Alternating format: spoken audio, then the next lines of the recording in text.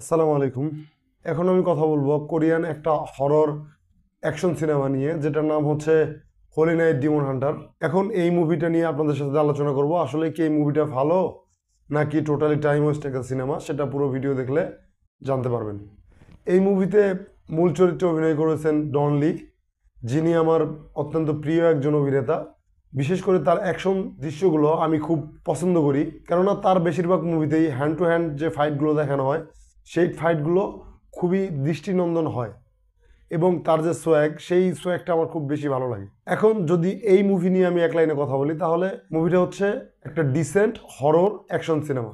যদিও এই মুভিতে কিছু কিছু জায়গায় কমেডি ব্যবহার করার চেষ্টা করা হয়েছে, বেশ কিছু সিরিয়াস মোমেন্টে কমেডির চেষ্টা করা হয়েছে, কিন্তু সেই জিনিসটা আমার কাছে খুব একটা ফলপ্রসূ হয়নি। যদি এই মুভির ভিজুয়াল এবং ভালো দিকগুলো নিয়ে কথা বলি, তাহলে এই মুভির সবচেয়ে ভালো দিক হচ্ছে কিছু কিছু জায়গায়, বিশেষ করে হরর সিনগুলোতে এই মুভির যে ভিজুয়াল, সেটা দেখতে মোটামুটি ভালো লাগে। বিশেষ করে ডনলির যে ফাইটিং সিনগুলো আছে সেগুলো দেখতে খুবই ভালো লাগে। তাছাড়া ডনলি সম্পর্কে স্পেশাল কিছু বলার নেই। বিশেষ করে তার যতগুলো অ্যাকশন মুভি আছে, তার প্রত্যেকটা মুভিতেই সে দুর্দান্ত ফাইট সিন করে থাকে। এই জিনিসটা নিয়ে আমরা সবাই অবগত। এই মুভিতেও তার ব্যতিক্রম কিছু হয়নি। যদি এই মুভির খারাপ দিকগুলো নিয়ে বলি, তাহলে ভালো দিকের চাইতে আমার কাছে এই মুভির খারাপ দিকগুলোই বেশি। কেননা আমাদের কাছে পর্যাপ্ত হরর এলিমেন্ট যদি সেভাবে না থাকে, এবং এই ঘটনাগুলো কেন ঘটছে এই বিষয়টার ব্যাক স্টোরি বা এর পিছনের গল্পটা যদি আমরা খুব ভালোভাবে না জানতে পারি, তাহলে হরর মুভি দেখে তেমন কোনো মজাই পাওয়া যায় না। এই মুভিতে ঠিক এই জিনিসটাই মিসিং, যে মুভির প্রধান যে চরিত্র, তার একটা টিম রয়েছে এবং তার টিমের কাজ হচ্ছে ডিমনগুলোকে ধরে বেড়ানো, বা খারাপ যে ডিমনগুলো আছে তাদেরকে মানুষকে তারা যাতে ক্ষতি না করতে পারে সেই জায়গা থেকে মানুষকে সেভ করা।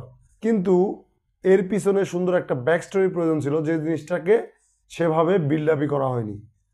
বিশেষ করে আমাদের মুভির যে কেন্দ্রীয় চরিত্রগুলো রয়েছে, তাদের যে ব্যাক স্টোরি, সেই জিনিসটা আমরা ফিলই করতে পারি না। একটা হরর মুভিতে যে মেইন চরিত্র অভিনয় করবে, বা যে হরর আত্মা দ্বারা বা হরর এলিমেন্ট দ্বারা যে পজেসড হবে, তার যে পিছনের একটা গল্প থাকা উচিত, বা কেনই এই মানুষটা এই হরর এলিমেন্ট দ্বারা পজেসড হলো, এই জিনিসগুলোকে এই মুভিতে ঠিক তেমনভাবে এস্টাবলিশই করা হয়নি। মোট কথা বলতে গেলে এই মুভির সাথে আমি ব্যক্তিগতভাবে ইমোশনালি কানেক্টই হইতে পারিনি, যে কারণে মুভিটা আমার কাছে খুব একটা ভালো লাগেনি। যদি এই মুভির অ্যাকশন সিন এবং কিছু কিছু জায়গায় হরর এলিমেন্টগুলোকে ভিজুয়ালি দেখার বিষয়টা না বলি। তাছাড়া আমি এই মুভিটি দেখেছি হিন্দি ডাবিংয়ে। যদি হিন্দি ডাবিংয়ের কথা বলি, আমার দেখা সবচাইতে বাজে হিন্দি ডাবিংয়ের একটা হচ্ছে এটা। আপনারা হয়তোবা যারা নিয়মিত মুভি দেখেন তারা জানবেন যে স্টুডিও ডাবগুলো যেমন হয়, এই মুভিটা তার চাইতে কিছুটা বেটার। বলবো না স্টুডিও ডাবের মতো খুব বেশি খারাপ, কিন্তু স্টুডিও ডাবের চাইতে তার সাথে কিছুটা বেটার। যেগুলো আনঅফিসিয়াল ডাবিং হয়, অনেকটা সেরকমই বলা যেতে পারে এই মুভির হিন্দি ডাবিং। এই মুভির হিন্দি ডাবিং আমার কাছে একেবারেই ভালো লাগে নাই।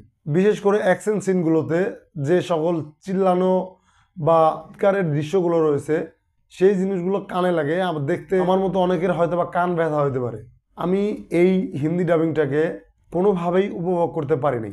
ওভারঅল যদি এই মুভি নিয়ে বলি, তাহলে এই মুভিতে একবার দেখার জন্য যথেষ্ট। একবারের বেশি দেখার জন্য আমি এই মুভিকে সাজেস্ট করব না। তাও যদি আপনারা সবাই ডনলি এবং হরর মুভি দেখতে পছন্দ না করেন। যদি আপনারা হরর মুভি দেখেন বা ডনলির অভিনয় যদি আপনাদের পছন্দ লাগে, তাহলে আপনারা এই মুভিটা একবারের জন্য দেখে নিতে পারেন। এখন এই মুভি সম্পর্কে আমার রেটিং হচ্ছে 2/5। যদি ভিডিওটা ভালো লাগে তাহলে অবশ্যই চ্যানেলকে সাবস্ক্রাইব করুন এবং আমার ভিডিওকে লাইক কমেন্ট শেয়ার করতে ভুলবেন না। সবাইকে ধন্যবাদ।